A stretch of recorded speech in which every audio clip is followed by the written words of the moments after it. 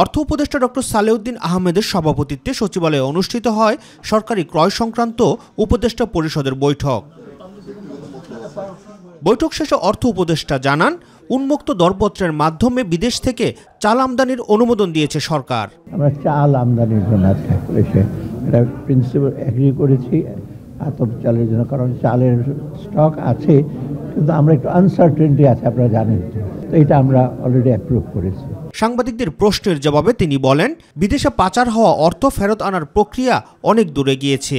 টাকাটা যখন পাচার করে, যারা পাচার করে তাদের বুদ্ধি জানে সব কীভাবে করতে হবে, কারণ ফাইন্যান্সিয়াল ইস্যুরেই করে, কিন্তু এটা আনতে হলে একটু সময় প্রসেসটা, তবে কিছু তো অগ্রসর হয়েছে, অনেক লিগাল ফার্মের সাথে আলোচনা করা হচ্ছে, তারপর অনেক এজেন্সির সাথে আলোচনা, অনেক দূর কিন্তু এগোচ্ছে, হয়তো ফেব্রুয়ারির মধ্যে কিছু হয়তো আসতে পারে, কিন্তু বাকিটুকু আমরা কিন্তু ওই ক্ষেত্রটা প্রস্তুত করি। এ সময় নিত্যপণ্যের দাম নিয়ে কিছুটা অসন্তোষ প্রকাশ করেন অর্থ উপদেষ্টা। বাজার ব্যবস্থা মোটামুটি চালের দাম তো একটু রিসেন্টলি কমেছে, কারণ চালের স্টকটা আছে, ভেজিটেবল এগুলো করছে, এগুলো কিন্তু কিছুটা সিজনের ব্যাপার, শীতের আগে একটু বর্ষার সময় একটু হয়। তবু আমি মনে করি বাজারে যে মনিটরিং এবং বাজার যে মানে ব্যবসায়ীদের যে একটা ইসে আছে, পাইকারি এবং হোলসেল ব্যবসায়ী কিছুটা ওদের হাত আছে যে বাজার না কমে, এটার ব্যাপারে আমরা সর্বতভাবে একেবারে সাফল্য অর্জন করতে পারি না। এটা রাকিব হাসান, মাই টিভি, ঢাকা।